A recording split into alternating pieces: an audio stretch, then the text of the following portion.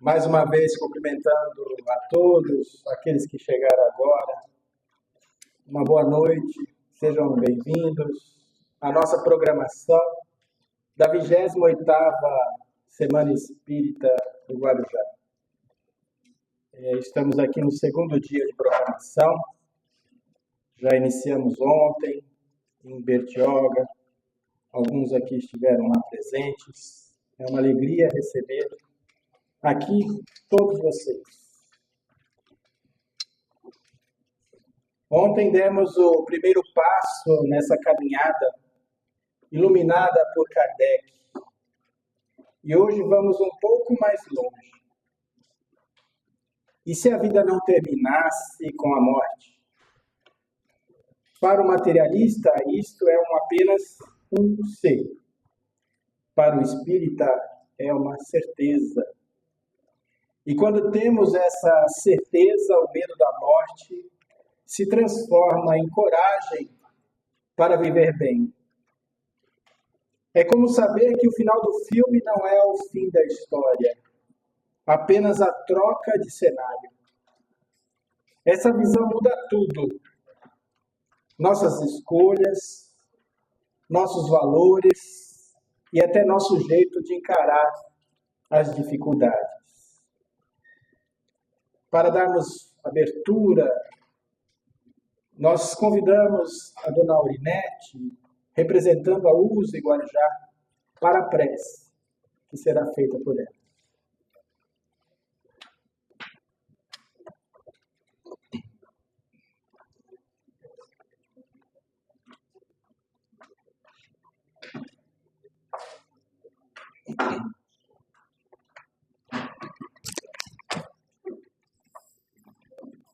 Queridos irmãos e amigos, sintam-se abraçados, bem pertinho do coração.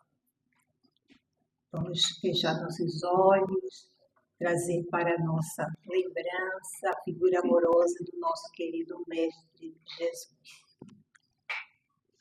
Senhor Jesus, aqui nos encontramos, Senhor, em Teu nome, para mais uma vez bebermos os ensinamentos da doutrina espírita. E por que não dizer do Teu Evangelho de vida e renovação?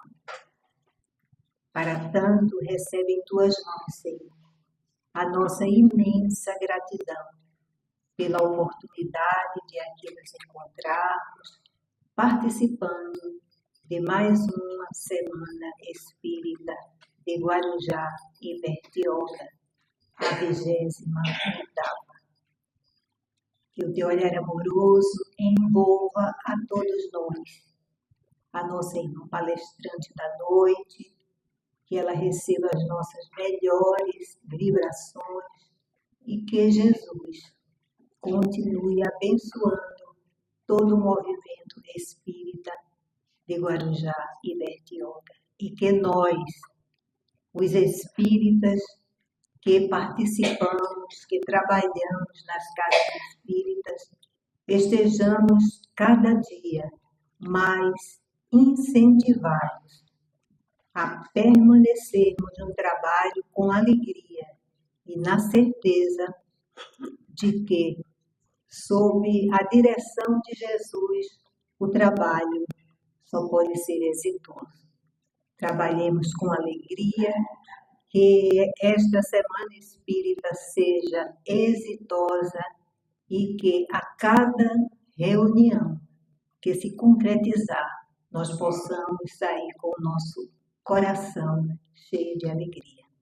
Que todos os nossos irmãos que em outras épocas estiveram presentes conosco e hoje se encontram na pátria espiritual, recebam também de nós as nossas melhores vibrações de progresso espiritual. Jesus está passando por aqui. Que Ele nos abençoe e abençoe esse trabalho sempre. Que assim seja.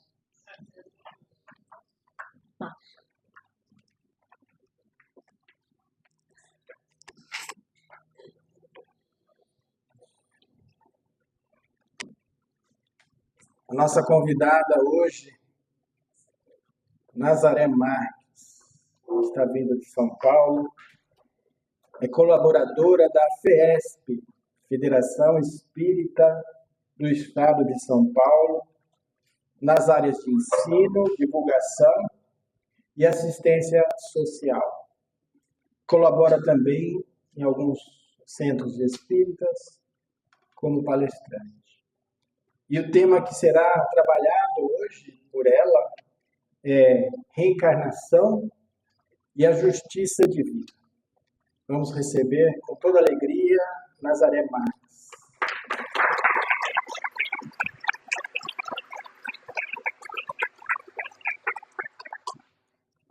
Obrigada, querido.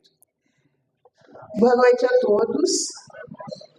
Que o doce Mestre Jesus, que estava passando aqui, continue passando aqui, para que nós não nos sintamos sem a presença dele, não é verdade? Porque depois de tantas músicas que nos tocaram o coração, a casa de Zaqueu é aqui, Então a gente precisa estar presente quando ele está conosco.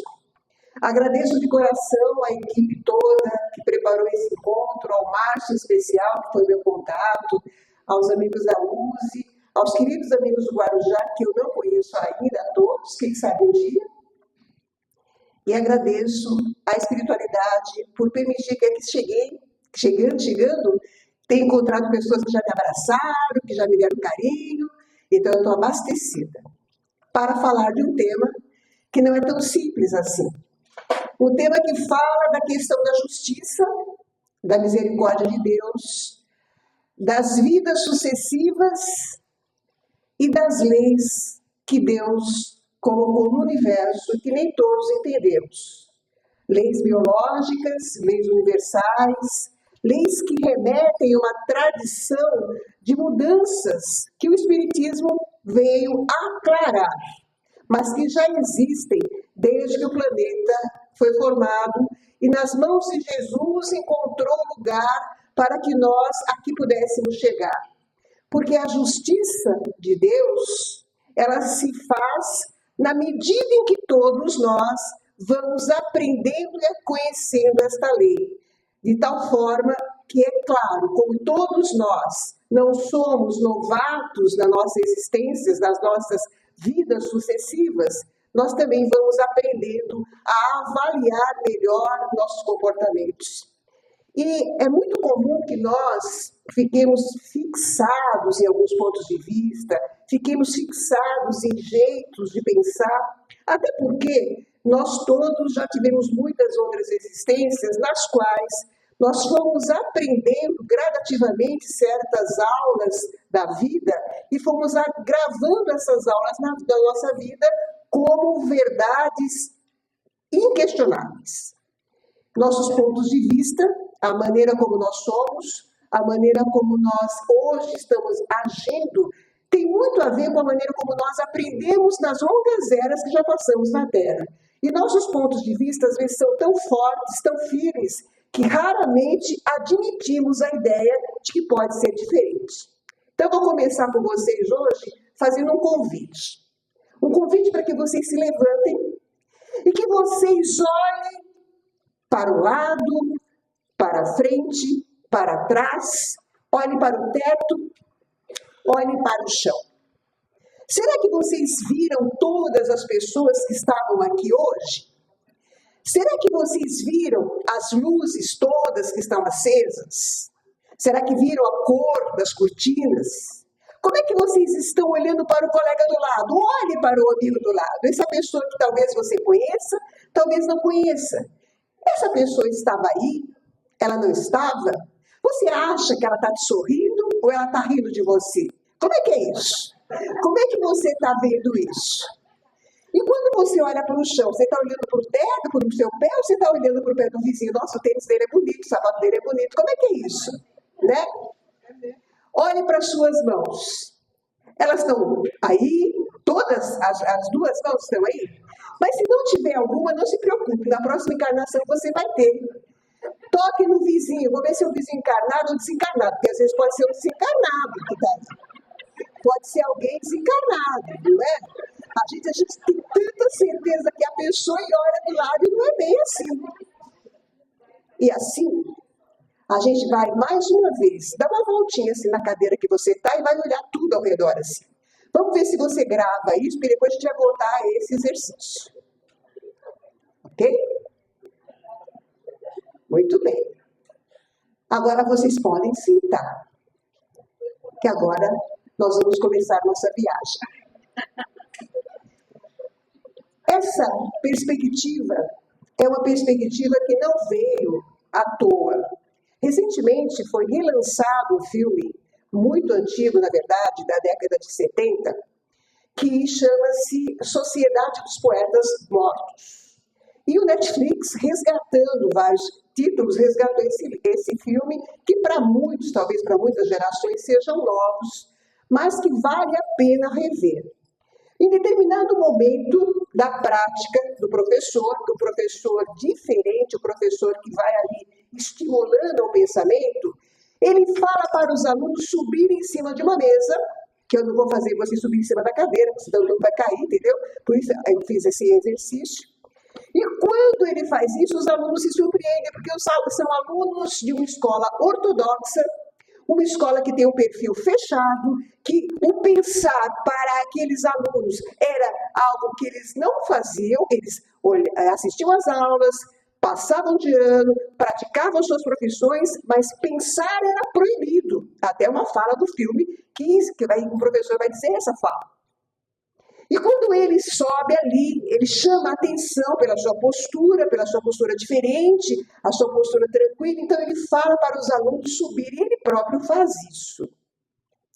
Claro que choca, porque tudo aquilo que é novo, tudo aquilo que nos remete ao pensar, tudo aquilo que faz com que nós questionemos aquilo que nós aparentemente consideramos certo, nos choca. E é isso que faz a gente querer entender por que está nos chocando. Aí ele convida um aluno mais atrevido vai, sobe, o outro sobe, e ele faz uma proposta, olhem, como eu fiz para vocês, vejam, sintam, sempre que vocês tiverem dúvidas, olhem outra vez. Vejam de outra forma, pensem de outro jeito, porque nada é garantido. E vocês têm que superar a barreira das angústias que vive aquele que não pensa, que não sente e que não questiona. É claro que o filme é muito mais lindo que as palavras simples que eu estou trazendo, vale a pena ser visto e vale a pena ser pensado à luz dos ensinamentos que 2025 nos traz, após tantas coisas que aconteceram, para que nós entendamos a perspectiva daquele filme, naquela época, e a perspectiva desse filme à luz do ano que nós estamos vivendo. Porque tudo que é novo mexe conosco. E para alguns falar de penas eternas é comum, mas falar de uma vida eterna é algo surpreendente. E isso foi o que Kardec fez quando ele trouxe o livro, que já era o seu quarto livro, O Céu e o Inferno, falando das penas eternas, de como se davam as penas eternas, o que eram, e questionando essas penas eternas, que para a igreja, naquela época, era uma coisa certa, e para muitos ainda são.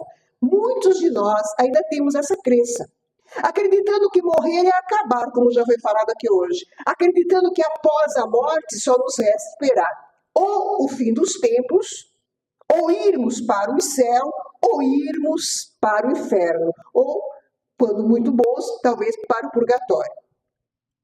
E Kardec, logo no início do livro, ele vai questionar em 33 pontos, no capítulo 7, essas questões. E vai nos dizer que sem a pluralidade das existências, sem as vidas sucessivas, não daria para entender a justiça divina de fato. Justiça que não está apenas nas penas futuras, no desenrolar de uma situação, mas que também se desenrola diante das vidas atuais, seja na espiritualidade, seja na carne, seja na maneira como nós entendamos ou não. Por quê? Porque existe uma responsabilidade do espírito que, admitindo em si a consciência já mais clara, mais lúcida, vai começar as suas ações, aos seus atos, se responsabilizando. E marquem essa palavra, responsabilidade. Não se trata de culpa. Não se trata de condenar, não se trata de delegar para aquela criatura um fardo que ela não conseguiria carregar, que é o que muitos ainda carregam nos seus corações. Ao fazerem alguma coisa ou a lembrarem de alguma coisa nas quais se perderam no passado, seja numa existência atual ou seja em outras, porque nós trazemos as marcas conosco e não nos perdoamos e assimilamos então as penas eternas, as penas nos colocarem não no inferno futuro, mas no inferno na atualidade. Não é à toa que nós temos hoje as doenças mentais como um dos maiores agravantes da Terra. A depressão, as doenças de todas as etiologias que mexem com a parte mental, nada mais são, dizem os benfeitores, do que o processo de culpa instalado no ser humano que não conseguiu se perdoar e assimilar o perdão divino. Porque nós sempre esperamos que Jesus esteja na casa de Zaqueu para passar a noite conosco e nos perdoar. Quando, em verdade, Jesus está o tempo todo conosco, nós é que nos afastamos do seu amor. Por quê? Justamente porque nós temos o processo conosco de assimilando nossas culpas, nossas pretensas culpas por coisas que fizemos ou deixamos de fazer, pela maneira como procedemos ou não fizemos, assimilando essa ideia de que somos culpados, nos colocando como réus, aceitar uma culpa, aceitar uma condenação e ficarmos ali no limbo da vida. E não é isso que a doutrina espírita nos fala. Ela fala assim, de uma ação, de uma reação, de uma causa que traz um efeito, mas que um sujeito, aquele que é dono da sua existência em qualquer época, pode mudar essas causas, fazendo causas novas, e pode mudar então os efeitos daquilo que fez, aprendendo a valer a sua vida de uma forma diferente. E nós temos um grande livro que acompanha justamente essa trajetória, que é o livro Ação e Reação, de André Luiz, que talvez vocês conheçam, que vale a pena ser lido, relido e estudado, onde ali, dentro de um trabalho de 3 anos, André Luiz vai fazer, junto com os benfeitores daquela casa, aprendendo o que é ação e reação. E não é o karma que todo mundo fala. Às vezes as pessoas dizem assim, esse é o meu karma, o fulano é meu karma. É tão difícil viver dessa forma que meu karma é esse. Sem perceber que está usando uma palavra que não é exatamente correspondente à ideia do que está vivendo. Porque o karma traz a ideia de ação e reação. E não algo que nos é obrigado a ficar, a aceitar viver, sem que a gente possa mudar a história. Muito ao contrário. O karma, que vem lá da Índia, nos faz ver que temos um caminho, que esse caminho é possível. E esse caminho sendo possível, nós podemos a qualquer instante fazê-lo, desde que nós queiramos. E é justamente isso que o livro Céu e Inferno vai retratar. Vai retratar as mortes, vai retratar as formas como as pessoas desencarnaram. Kardec fará questão de conversar com os espíritos de todas as ordens, desde o mais feliz até aquele que está em grande sofrimento, para que nós possamos entender que qualquer uma dessas criaturas, a melhor ou a pior do ponto de vista do livro, não estava solto no ar. E não foi por acaso que as coisas que ali aconteceram, que aconteceram. É o mesmo caminho que vai fazer André Luiz quando vai estudar a lei de ação e reação. Ele vai aprender que realmente para cada ação existe uma reação, mas que entre uma coisa e outra há a possibilidade de se mudar tudo isso. Há a possibilidade de você fazer uma alteração, às vezes para melhor, às vezes para pior, mas que na pior das hipóteses, o espírito realmente conciso de si, da sua responsabilidade, ele vai conseguir mudar a sua trajetória. Por isso não existe nada, absolutamente nada, que seja para nós algo impossível. E Jesus já traz isso quando fala para nós que nós somos deuses e que nós podemos fazer uma mudança gradual na nossa vida. Se não fosse isso, Jesus não teria falado para nós ali, bem-aventurados aflitos, porque seria um absurdo. Jesus nos trazia isso no Sermão da Montanha, logo no início do Sermão da Montanha, bem-aventurados que sofrem, se nós não entendêssemos e não pudéssemos compreender o que é o sofrimento. E o que é o sofrimento? O sofrimento é aquilo que dói na nossa alma, é aquilo que nos dilacera, e o sofrimento tem tons totalmente diferentes uns para os outros. Uma pessoa que está desempregada, por exemplo, está passando dificuldades financeiras, não tem como pagar seu aluguel, o sofrimento naquele momento para ela é o desemprego, é a falta financeira. E ninguém pode tirar esse sofrimento dela. No entanto, basta que ela consiga um trabalho, basta que ela consiga organizar as suas finanças, que o sofrimento desaparece. Mas um sofrimento moral no qual a criatura se sente solitária, vazia, perdida, que a leva ao suicídio, é algo que não dá para mudar de uma hora para outra. Não é à toa que nós vemos hoje jovens e idosos também, são duas pontas que cometem os maiores índices de suicídios, porque a desagregação dessa pessoa, o grupo no qual está instalada, é tão grande, a sua dor moral, a sua dor psíquica é tão grande, que ela não acha que tem solução àquela dor que ela tem. O desemprego vai ter. A condição financeira vai melhorar, hoje, amanhã, daqui a 10 anos, mas vai melhorar. Até a saúde da gente. Por mais grave que ela esteja, você vai buscar ajuda, buscar os médicos, buscar as situações possíveis, pelo menos para amenizar as dores físicas. Mas quando você sofre psicicamente, moralmente, e diz os benfeitores que essa é a pior dor que existe, você não consegue mensurar. Se você vai ao hospital fazer um tratamento e você está com dor, existe uma tabela de 1 a 10 que você quantifica o tamanho da dor.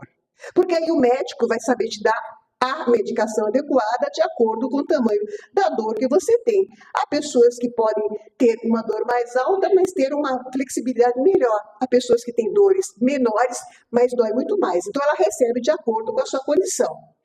Só que o sofrimento moral é algo que está no coração, na alma de cada um de nós. Por isso a gente não sabe quem está sofrendo do nosso lado.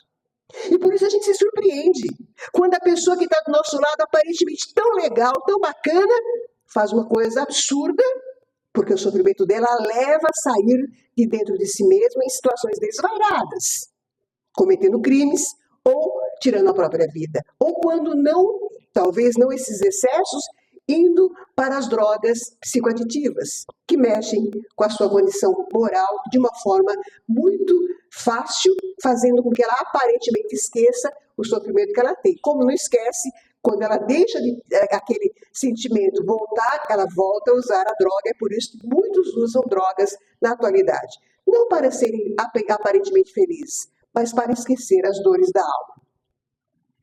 Desta forma, meus queridos, não dá mais na atualidade para aceitar a ideia de que não existe possibilidades de mudança em nossas vidas quando nós estamos sofrendo. Não dá para aceitar a ideia de que ao morrer o fim acabou tudo, eu passei por tudo que passei, nada adiantou, porque senão onde ficaria a justiça de Deus quando permite que crianças muito jovens percam as suas existências, ou crianças que já nascem com um tempo de vida muito curto, por conta das doenças graves que trazem consigo. Ou então aqueles que passam a existência toda numa condição sem falta de entendimento, sem que possa lutar para vivenciar a sua dor, porque está hibernando no corpo absolutamente sem condições para isso. Como seria essa justiça de Deus? Se ele teria uma mesma maneira de quantificar as pessoas? Então aquela criança, o que ela fez? Aliás, não é uma pergunta nova, porque quando Jesus está ali diante do cego de nascença, diante do templo, os próprios discípulos perguntam a Jesus: quem foi que pecou para que ele nascesse cego? Foi ele ou foi seus pais? E ali está, mais uma vez, porque já esteve outras vezes, consubstanciada a ideia de vidas sucessivas. Porque se aquele homem era cego de nascença, e se ele era aparentemente uma única existência que ele estava aí, como é que ele tinha nascido antes? Como é que ele tinha pecado antes? Como é que seus pais poderiam ser responsáveis por isso? E Jesus fala: nenhum nem outro. Ele está assim para a glória de Deus. Por quê? Porque existem certas doenças que não são privações dos sentidos, mas são missões que o Espírito escolhe para alguma coisa em si mesmo, para redimensionar a sua própria história. A gente vai chegar lá. Então, quando Jesus faz essa fala, ele já nos diz que as dores que nós estamos passando, elas caminham conosco de alguma forma. Obviamente, nenhum de nós acha que papai e mamãe errou para que a gente estivesse passando pelo que está passando aqui agora. O que nós temos que entender é que no passado, ou presente, ou muito passado, talvez nós tivéssemos feito algo a nós mesmos, porque a gente nunca faz aos outros, que permitisse que essa dor moral, essa dor agônica ou a dor física chegasse com tanto impacto em nossas existências. É justamente isso que Kardec vai estudar nesse livro Céu e Inferno, que é o 4º livro da codificação. Ele vai mostrar que cada dor, cada morte, cada criatura que passou pelas coisas que passou, não foram em vão.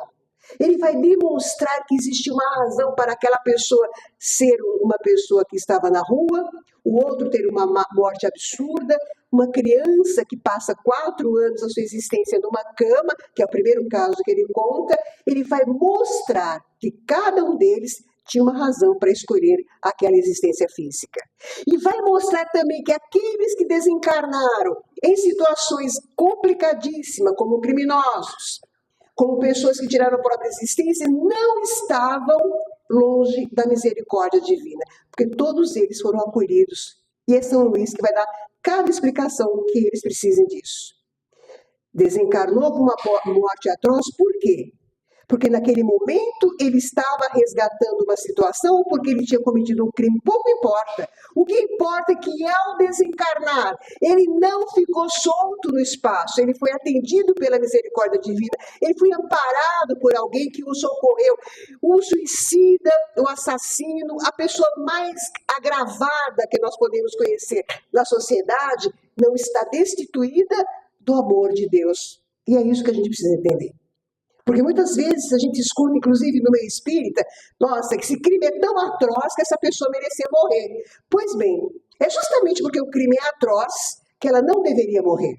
Porque ela morrendo, ela vai simplesmente voltar para a espiritualidade, daqui a pouco vai voltar para cá e talvez não tenha aprendido o que precisa aprender. E se ela ficar aqui encarnada, no processo natural que a justiça pode chegar até ela, é possível que durante todos os anos que ela fique ali aprisionada, ela reflita, ela mude, e ao retornar para a espiritualidade, ela tem condições de ser atendida de uma maneira adequada. A justiça de Deus não é a justiça dos homens, porque a justiça dos homens está muito mais perto da vingança do que de justiça. Porque Deus observa cada detalhe, cada aspecto. O espírito Elizabeth de France, ela vai falar exatamente isso quando ela fala sobre a caridade aos criminosos.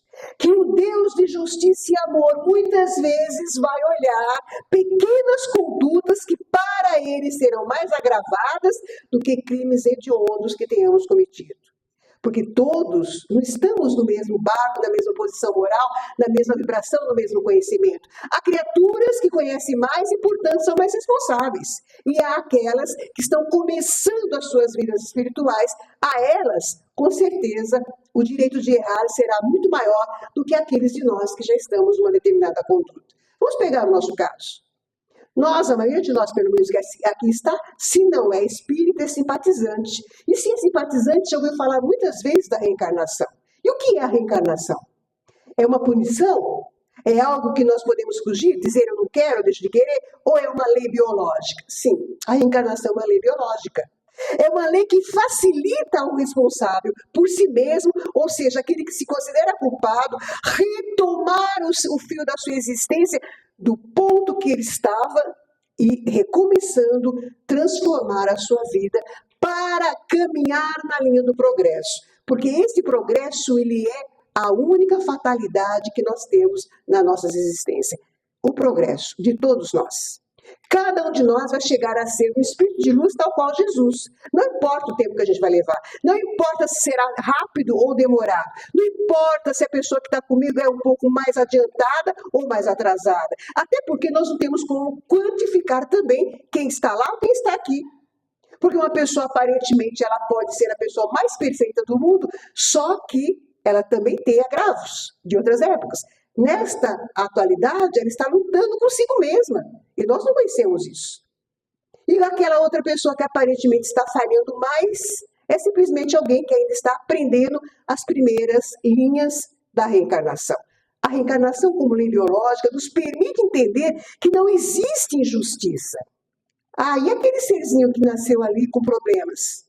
Será que aquele serzinho, todos eles foram suicidas e por isso estão nascendo assim? Não. A espiritualidade é muito clara sobre isso. Por quê? Porque o aprendizado do espírito ele é infinito.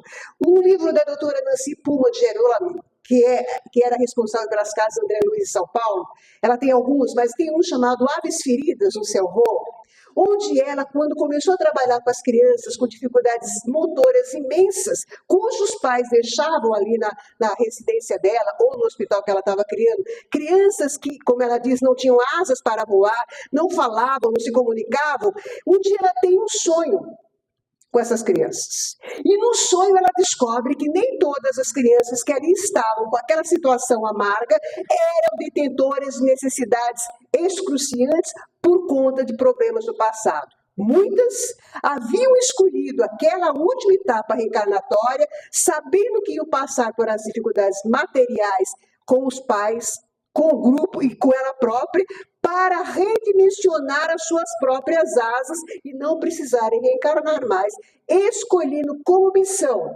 virem numa tarefa gratificante que era ensinar aos médicos, aos cientistas a cuidar dos problemas físicos que ela tinha. E não foram poucas. Haviam sim aquelas outras que estavam passando por uma expiação. Criaturas que haviam deserdado da vida, ou criaturas que haviam sido graves enfermos no passado, provocando guerras, provocando mortes, que de fato estavam ali por expiação. Mas também havia aqueles outros que, por situações que ela não conseguiu delinear, que ela vai chamar de criaturas cinzas, que estavam numa situação intermediária. Porque quando reencarnaram, não conseguiram formar, junto ao lado fetal da mamãe, uma condição capaz de lhes dar um corpo físico organizado. E essas crianças, então, os 3 níveis de crianças que ali estavam, eram crianças totalmente diferentes, de necessidades físicas e, portanto, não estavam passando pela mesma punição, apesar de estarem vivenciando as problemáticas iguais.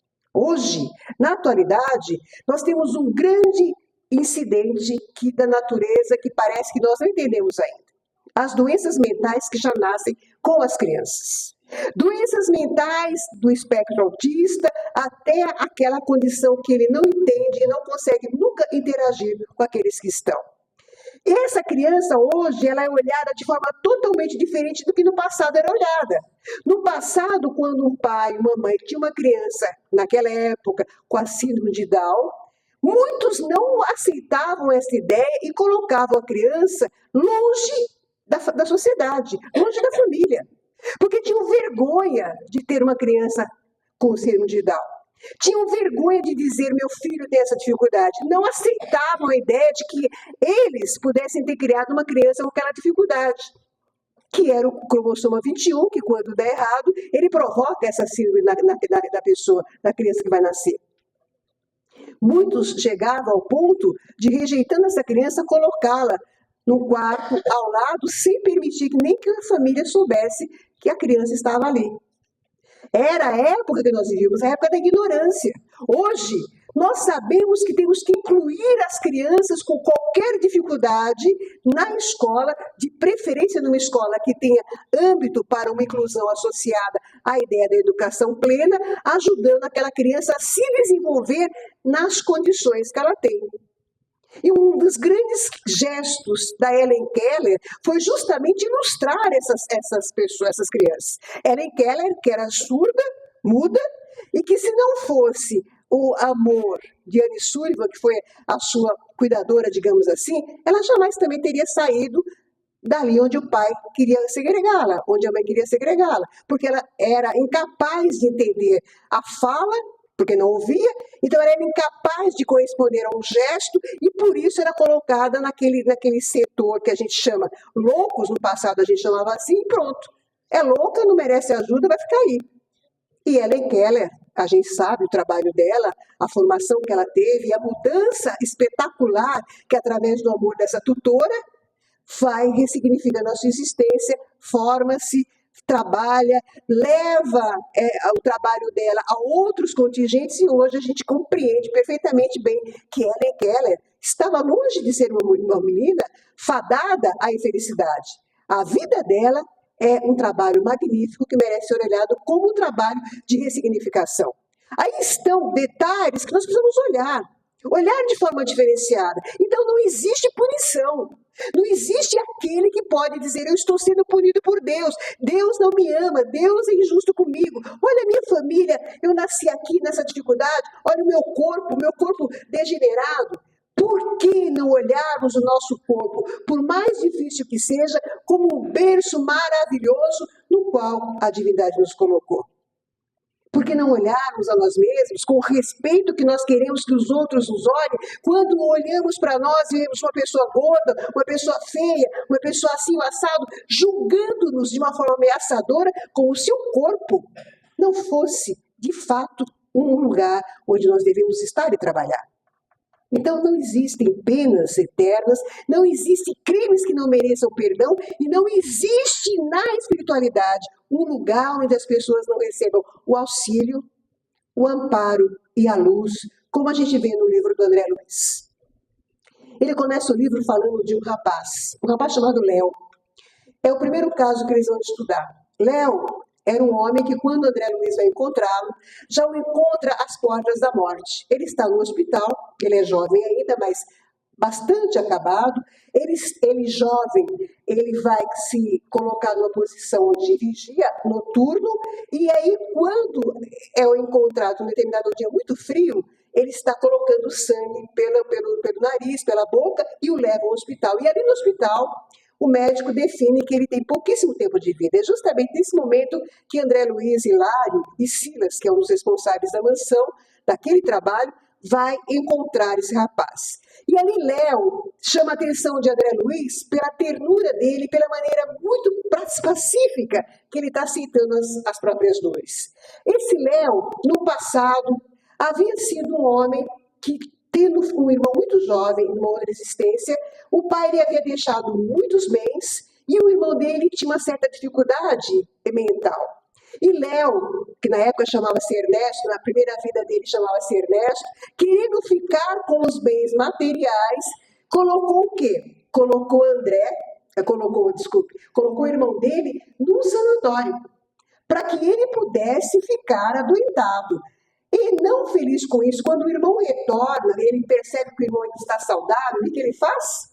Ele coloca dentro de uma jaula o irmão num lugar do quintal, o irmão fica 2 anos ali, e o irmão acaba tendo uma doença grave e ficando ali muito debilitado, mas ainda saudável. Ele precisando do dinheiro, ele precisando de recursos, ele incita 2 escravos para fugirem. E quando os escravos fogem, ele simplesmente faz o seguinte: ele vai e mata o irmão com uma punhalada no coração. O irmão falece, e aí os juízes dão a ele o direito de buscar os bens que ele tem. Ok, passam-se os tempos. Ele perde tudo, desencarna também. E ao desencarnar, o Ernesto, que nesta vida é o Léo, ele descobre o mal que ele havia feito ao irmão.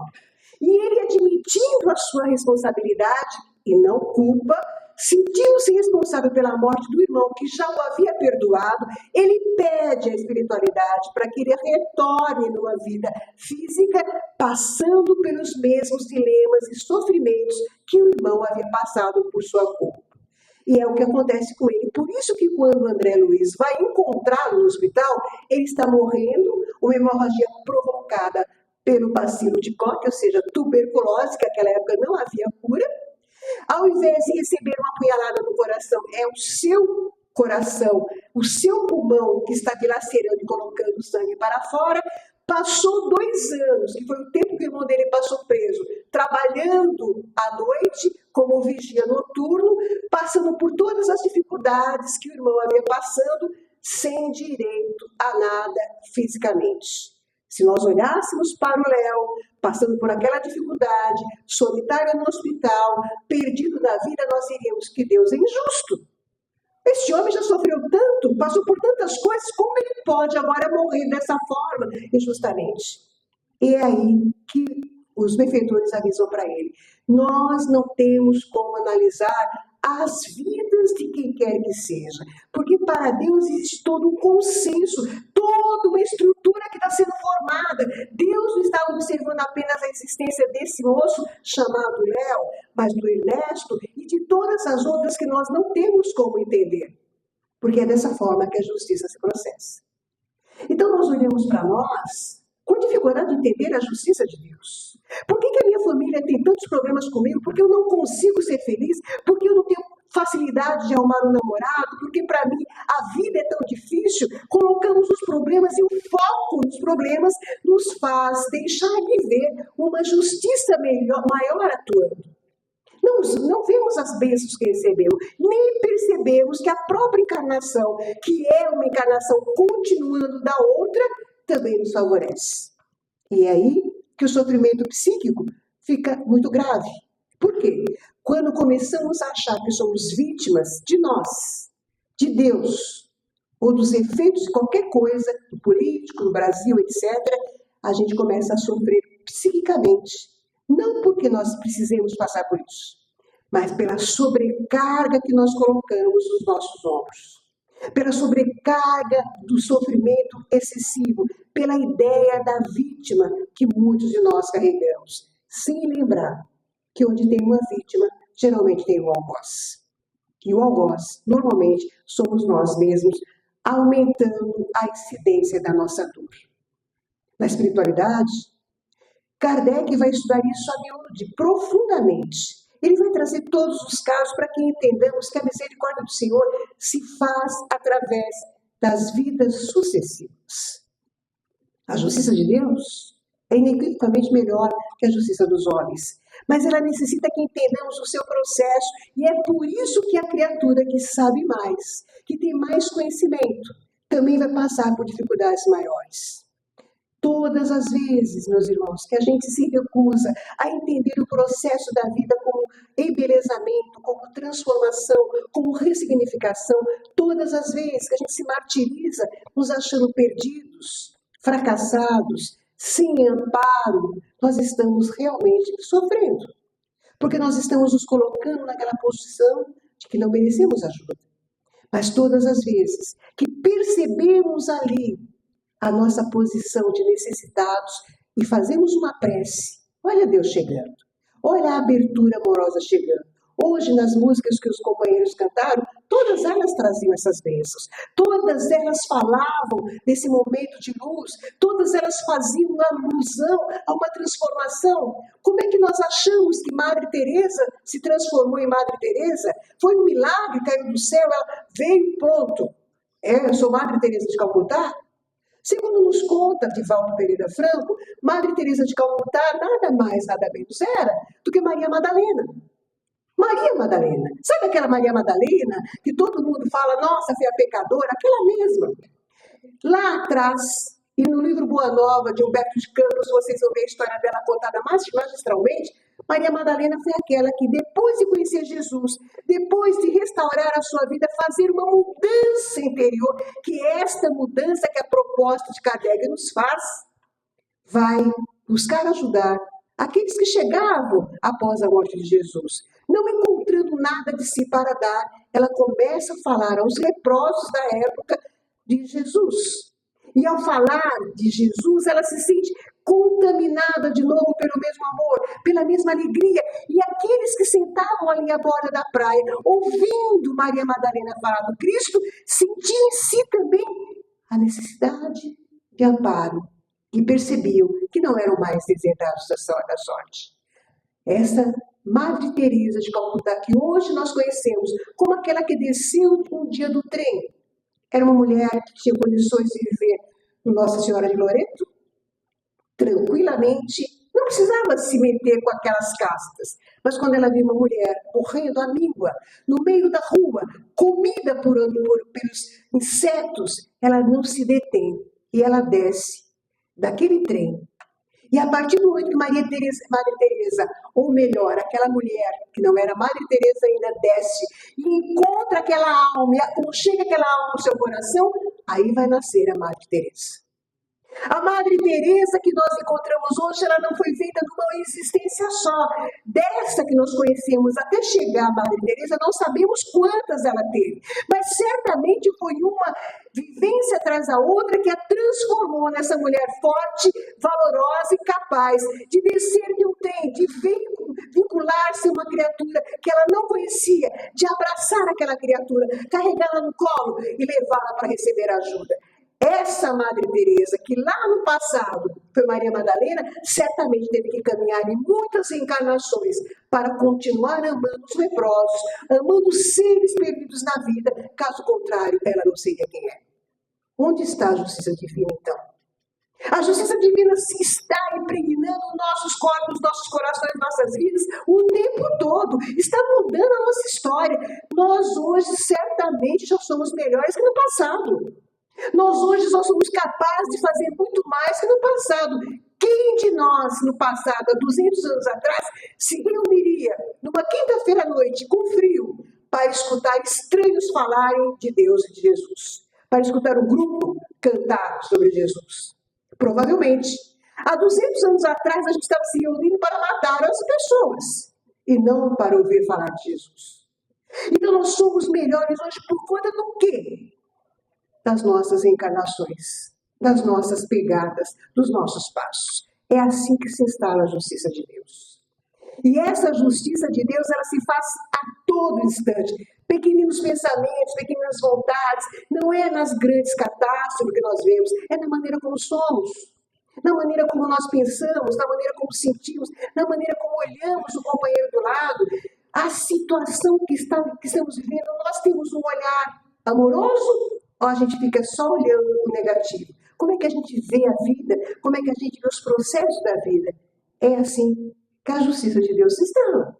Porque como a natureza muda salto, palavras de Kardec da Gênese, certamente nós não vamos virar santos de uma hora para outra, mas nós vamos aprender nas nossas existências, as atuais e as futuras, como resultado do passado, a nos responsabilizarmos por fazer de fato um planeta que nós desejamos fazer, porque a responsabilidade é toda nossa. Então, o sujeito que está lá cometendo crime, ele está no processo dele evolutivo. Não adianta julgá-lo. Aliás, não devemos fazê-lo, disse Jesus. Mas nós podemos atuar em nossos pensamentos. Nós somos o agente da nossa vida. Eu posso me vincular a ele, não com pensamentos de rancor, porque cometeu crimes, mas eu posso ajudá-lo a se sentir melhor com uma vibração, que era o que Chico fazia. Cada vez que Chico ouvia uma notícia desse teor grave, de um crime hediondo ou de uma situação atroz, imediatamente ele se ligava com Maria, se ligava com Jesus e mandava uma vibração de amor àquelas criaturas. Porque ele não tinha o direito de imputar àquelas pessoas maior dor do que elas sentiriam no futuro. E nós temos essa compaixão? Somos capazes de ter compaixão pelo filho que herda, por aquele filho que deserta de nossa vida, por aquele que nos abandona, por aquele que nos deixa sozinho. Será que nós temos esse olhar? Ou será que nós ainda ficamos esperando os milagres que não acontecem, porque nós não conseguimos agir na nossa própria existência? Na música de Zaqueu, é pedido para que Jesus, ou Deus, olhe para aquela pessoa e faça um milagre nele. Esse milagre está acontecendo todos os instantes conosco. Esse milagre está acontecendo aqui e agora. Não porque vocês estão aqui e eu também estou, mas simplesmente porque nós estamos encarnados diante de uma possibilidade maravilhosa de modificar a nossa existência, e isso sim é justiça. Porque eu estou aprendendo com os meus próprios passos, com as minhas próprias responsabilidades. Não vou julgar ninguém, mas também não vou dar a ninguém o direito de me julgar. Não vou delegar ao outro aquilo que está em minhas mãos fazer. Porque a sinfonia do amor de Deus é sinfonia de progresso, é sinfonia de mudança, é sinfonia de luz, não é sinfonia de fogo. Todos nós reencarnaremos quantas vezes forem necessárias, não por ser uma punição, mas por ser educativo. É autoeducação e educação divina. É no processo da vida, é no fato de que eu encontro pessoas diferentes de mim, que eu amo ou não amo, que eu vou conseguir mudar a minha história. Porque eu só consigo mudar com o outro. Eu só consigo avaliar a minha vida com o outro que é difícil, com o outro que é fácil, com o outro que me ama, com o outro que não me ama. Porque aí está a justiça de Deus. E claro, nós vamos encontrar sempre todas as pessoas que nós precisamos encontrar. É por isso que no grupo familiar, a maior parte das vezes, a gente tem mais desafeto do que afeto. Porque os desafetos estão ali para mexer com a gente. Se não mexe com a gente fica no comodismo. Mas quando aquele desafeto nos tira do sério, como a gente fala, a gente tem que tomar alguma atitude. E diante do Espiritismo, qual a atitude certa? Amar.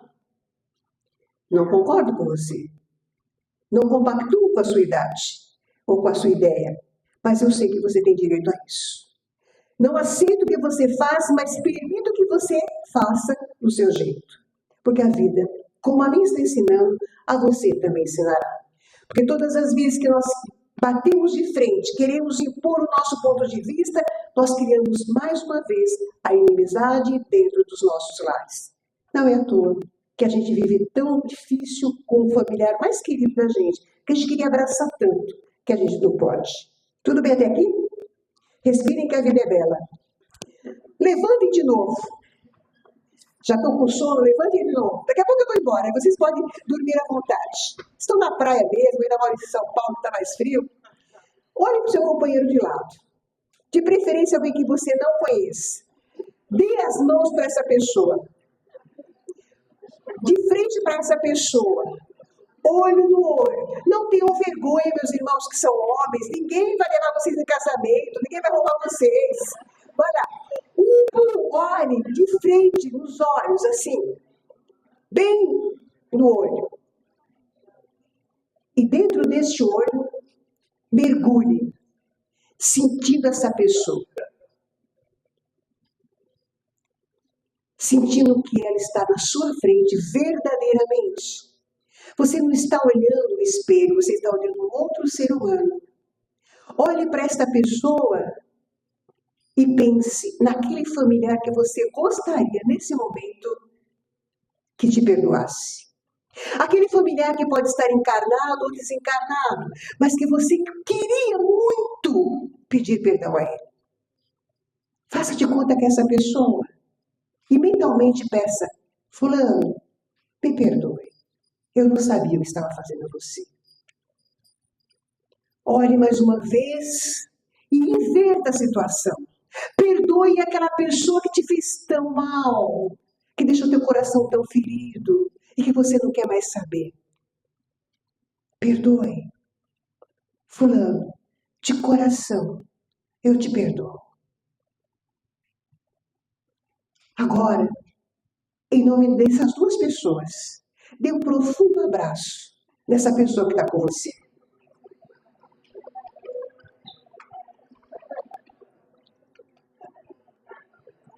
E agora você pode sentar de novo. Valeu a pena se abraçar? Ou não?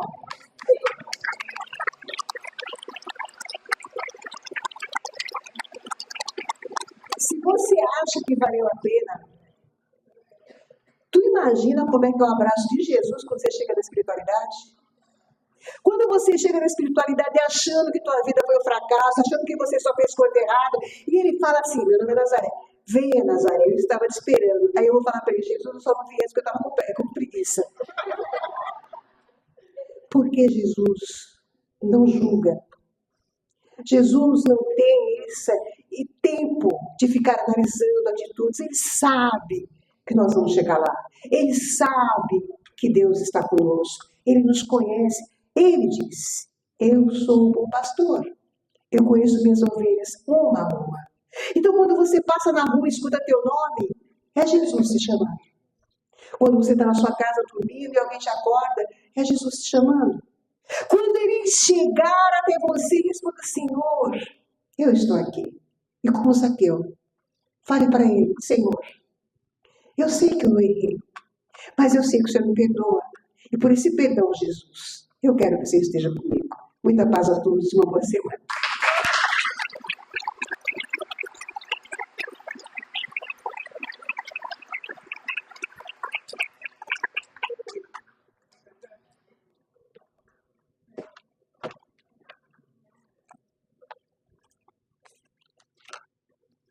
Muito bem. Para fazer a prece de encerramento, nós temos um representante aqui do SEMI. Tem alguém do SEMI aqui? Não, sim. Só ele? Tem mais alguém? Ah, o pessoal tá aí, ó. Tem um monte, é isso que eu estou querendo. Não vou chamar para vir aqui. Não vou chamar. Vou chamar apenas o nosso amigo Lázaro para fazer a prece no momento. O pessoal ficou tímido falando. Acho que eu estou.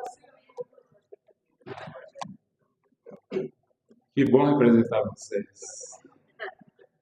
E que bom sentir vocês na Semana Espírita, que a gente já frequenta há tanto tempo, e estar aqui para fazer a prece final. Estou emocionado e vou pedir para que todos nós continuemos, com essa energia que a Nazaré nos mostrou, com um sentimento tão amoroso que, através da música, nós sentimos desde o começo, que possamos, Pai, juntos, unidos, vibrarmos com todo o amor, agradecendo pela vida, agradecendo por estarmos aqui nesse estágio vibratório, nesse planeta abençoado, que possamos, Pai, continuarmos sempre unidos e a partir daqui levarmos essa vibração de amor para cada recanto desse planeta.